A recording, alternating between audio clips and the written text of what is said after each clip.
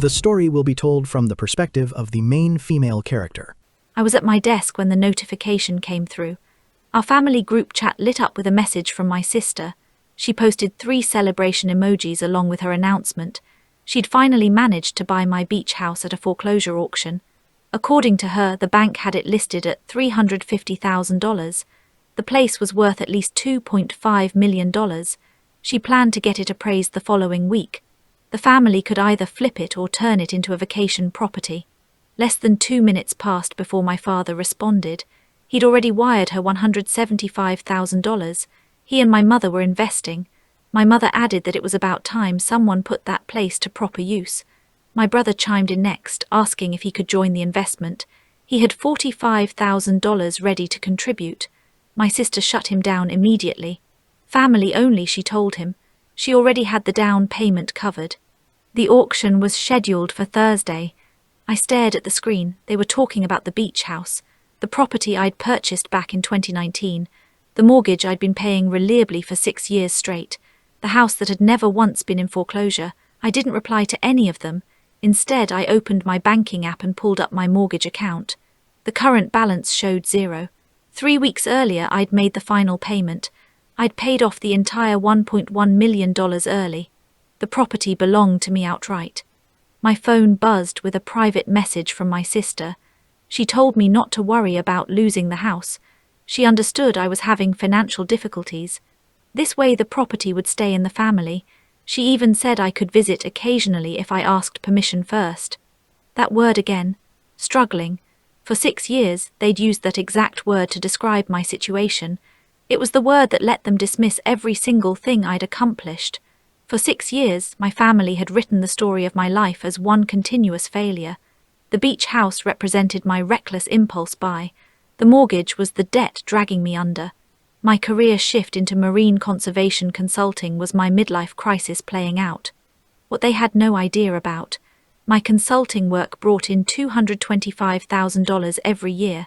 The beach house served as my office, my research facility, and my residence all at once. The mortgage payments had been manageable from the start. Paying it off early had been a calculated financial decision. I sat down and opened a new document. This wasn't for them. This was for my own records. I titled it the Ghost Ledger.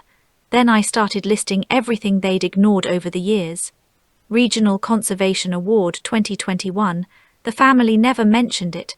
Cost, the validation I never received. Featured article in National Geographic 2022. My mother's response was "that's nice" before she changed topics to my sister's new car within 40 seconds. Cost, pride in my work never acknowledged. Paid off a $1.1 million mortgage ahead of schedule, 2024. I didn't share the news because every financial achievement got reframed as either luck or irresponsibility. Cost, the joy of sharing success permanently gone. Research paper published on coastal ecosystem preservation, 2023. 12 months of work went into it. My father asked if it paid anything. When I said it didn't, he called it a waste of time. Cost, intellectual achievement dismissed, time stolen. Every family dinner for years. Questions about when I'd get a real job. Meanwhile, my sister's position as a bank teller got called a stable career. Cost, 4 hours monthly times 72 months equals 288 hours of basic dignity. 3 separate Thanksgivings where I explained my work only to hear "sounds complicated" before the subject changed. Cost, professional respect I was never granted. Christmas 2022. I brought photos of my research vessel. My sister showed pictures of her Toyota Camry. Hers got 40 minutes of conversation. Mine got dismissed as impractical. Cost, equal treatment, erosion of confidence. My sister bought a car for $38,000. The family threw a celebration. My father called her financially brilliant. I purchased a research boat for $80,000. They called it wasteful spending and showing off. Cost, self-worth. My sister got promoted to senior teller. The family organized a dinner celebration with cake and champagne. I secured a 3-year consulting contract worth $680,000. I mentioned it at dinner. My mother told me to be careful with contracts. No celebration followed. Cost, family pride in what I'd accomplished. The emotional accounting went deeper. Years of phone calls that went straight to voicemail when I reached out, but immediate responses whenever my sister called. Cost, priority I never received. My birthday forgotten 3 times across those 6 years. My sister's birthday never forgotten once. Cost, equal consideration. The spreadsheet expanded to 52 separate items. Every celebration they'd withheld, every achievement they'd made smaller, every success they'd rewritten as failure. I thought about something I'd learned in therapy, the sunk cost fallacy. I'd kept pouring myself into these family relationships, convinced that eventually I'd hit the acceptance jackpot. But slot machines don't pay out just because you fed them long enough. They pay randomly or not at all. This became my origin story moment. Not when I purchased the beach house, not when I changed careers, but right then, standing in my kitchen with salt air drifting through the windows, looking at a family chat where they were celebrating what they thought was stealing my home. Something clicked into place. Family isn't defined by shared blood. It's defined by who shows up when blood alone isn't enough. They'd never shown up for me. Thursday morning arrived. At 9:47 a.m., my sister posted an update in the family chat. She was at the auction. In 20 minutes, the beach house would be hers. She could already picture herself drinking margaritas on the deck. I was in a client meeting discussing a $165,000 coastal restoration project when my phone started ringing. Unknown number. I let it go to voicemail. The same number called again, then a third time. I excused myself from the meeting and answered. Rachel Torres speaking. A man identified himself as David Patterson, Senior Vice President at Pacific Trust Bank. He apologized for the urgent contact, but they had a situation developing. A woman named Lauren Torres had just reached out to their foreclosure department. She was claiming to represent me in purchasing a property at 623 Seaside Boulevard. My property. Those words felt solid in a way nothing else had. I told him calmly that the property wasn't in foreclosure. He confirmed that was correct. I'd settled the full mortgage balance 3 weeks prior. The $1.1 million early settlement had been one of their smoothest transactions all year, but Lauren Torres was currently at the county courthouse with a cashier's check for $350,000, claiming she was buying it at auction. She'd brought documentation showing she was my sister. I confirmed she was my sister. I also confirmed she didn't represent me. She had no permission from me. I hadn't authorized any sale whatsoever. Silence hung on the line for a moment. Then he asked me directly if my sister was attempting to fraudulently purchase my property. The question floated there between us. This was the dividing line between family loyalty and legal reality. A clean, clear boundary. Yes, I answered. That's exactly what she's trying to do. He told me he was bringing their legal department into the conversation.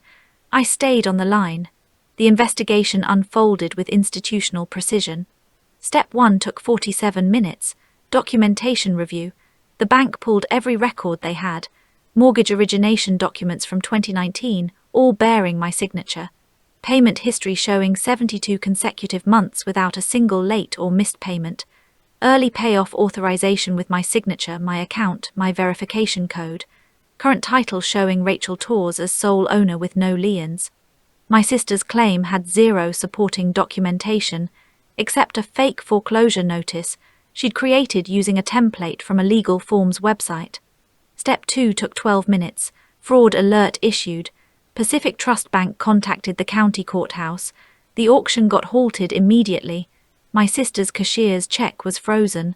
All parties received notification. No sale would occur. No transfer would happen. Investigation in progress.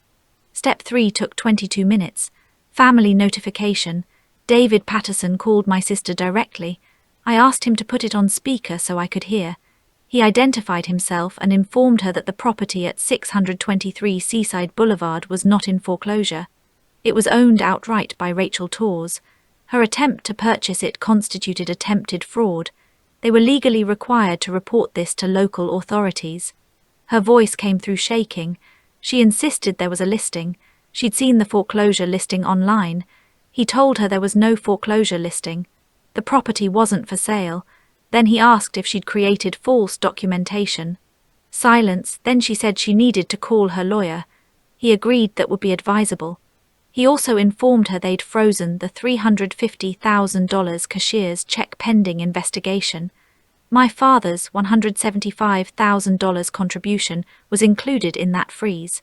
The call ended. 30 seconds later, the family chat exploded. My sister demanded to know if I'd told the bank she was trying to steal my house. My father wanted to know what was happening to his $175,000. My brother said to wait, the house wasn't actually in foreclosure.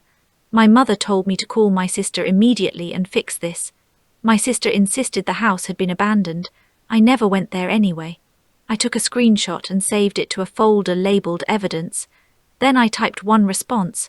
I live there, it's my home office. I paid off the $1.1 million mortgage 3 weeks ago. The house belongs to me free and clear. My sister attempted to fraudulently purchase my property. The bank is investigating. I didn't authorize any of this. I left the group chat. My phone started ringing immediately. I didn't answer. 6 calls came in a row. I powered off my phone. Step 4 began 2 weeks later. Criminal investigation initiated. The County Fraud Division took the case. Detective Karen Blake reviewed all the evidence: my sister's fake foreclosure notice, her cashier's check, my father's wire transfer, the group chat messages. She told me over the phone that this was pretty straightforward. My sister had created false documentation to purchase property she knew she didn't own. My father's involvement complicated matters. He'd provided substantial financial support for the fraud. Technically, that made him an accessory. I asked if there would be charges. She said the district attorney was reviewing everything. At minimum, my sister would face charges for attempted real estate fraud and forgery. My father might face accessory charges if they could prove he knew the property wasn't actually in foreclosure. The group chat showed he'd wired money within 90 seconds of her announcement. No due diligence, no verification, just immediate financial support. She said that helped their case. Step 5 took 3 weeks. Evidence collection. The bank's forensic team obtained my sister's browser history with a warrant. The search history told the complete story. How to buy foreclosed property at auction. Can family members purchase foreclosed homes? Foreclosure notice template download. What if property owner contests foreclosure sale? Penalty for fraudulent property purchase Florida. The final search was dated 2 days before the attempted auction. Can you go to jail for fake foreclosure documents? She'd researched it, she'd known the risks, she'd proceeded anyway. Step 6 took 4 weeks. Asset recovery. The frozen $350,000 became a legal knot. My sister's portion was $175,000 from her savings and a home equity loan. My father's $175,000 came from their retirement account. My brother's attempted $45,000 never cleared. My sister hired an attorney. Her defense claimed she genuinely believed the property was abandoned and in foreclosure. She'd supposedly seen a listing online. She was just helping the family. The prosecutor's response was surgical. Present the listing.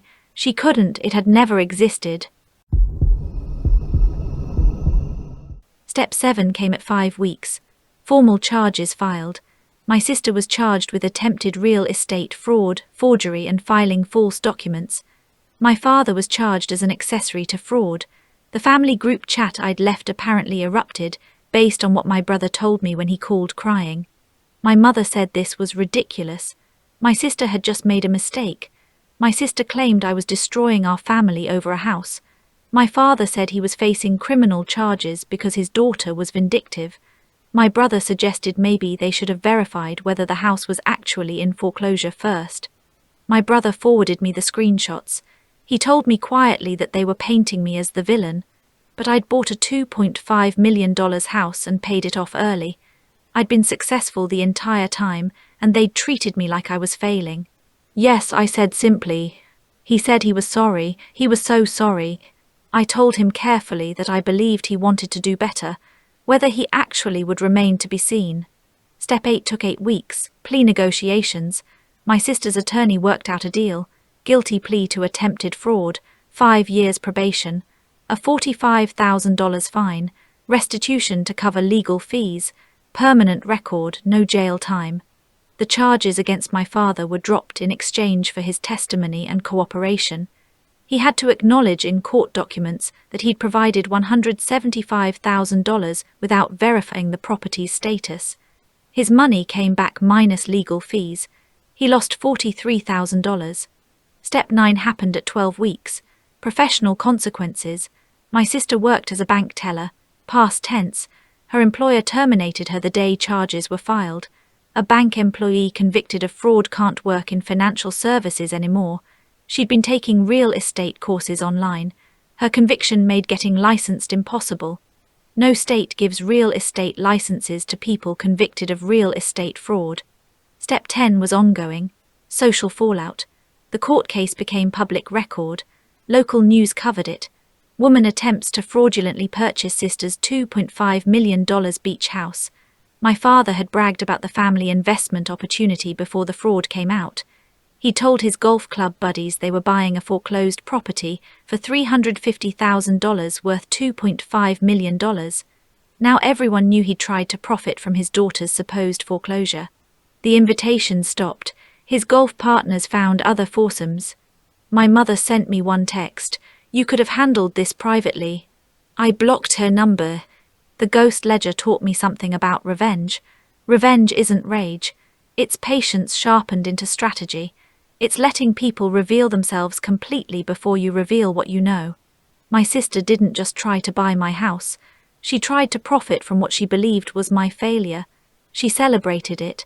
She invited the family to celebrate with her. She turned my supposed foreclosure into a family investment opportunity. And my father wired $175,000 within 90 seconds. Not to help me, to help my sister profit from my assumed downfall. The speed of that wire transfer told me everything. No phone call to check on me. No question about whether I needed help. Just immediate financial participation in what they believed was my ruin. That's what the ghost ledger documented. Not just the achievements they'd ignored, but the pattern underneath it all. They needed me to fail so their ordinary lives could feel like success by comparison. When I paid off a $1.1 million mortgage early, there was no celebration because it broke their narrative. I was supposed to be drowning in debt, not thriving. I was supposed to need rescue, not be completely financially independent. My sister's fraud attempt was just the loudest version of what they'd been doing quietly for 6 years, trying to take what was mine and claim it made them generous. 2 years later, the beach house is still my home. The deck where my sister imagined drinking margaritas is where I drink coffee at sunrise, reviewing satellite data for marine conservation projects. I received a letter from the National Marine Conservation Foundation. They've established a fellowship in my name, $90,000 annually for emerging researchers. The press release mentions my beach house as a model for integrated living and research spaces. I didn't tell my family. I don't tell them anything anymore. My father sent me an email. "You didn't have to press charges. We're family." I didn't respond, but I thought about it. About all the ways family was supposed to mean unconditional support, but somehow only applied when they needed grace, never when they were asked to give it. David Patterson from Pacific Trust Bank still emails occasionally. "That property was a good investment," he wrote, "in more ways than one." My brother calls sometimes. We talk carefully. He's in therapy now. He's questioning things. He asked me once how I knew to save everything, to document everything. I didn't, I told him. I just stopped believing their version of my life. The ghost ledger sits in a folder on my desktop. 52 line items of theft that left no physical evidence. But I don't open it anymore. I don't need to keep counting what was taken. I'm too busy documenting what I've built. The account is closed, the balance is 0, and I am finally completely, permanently free.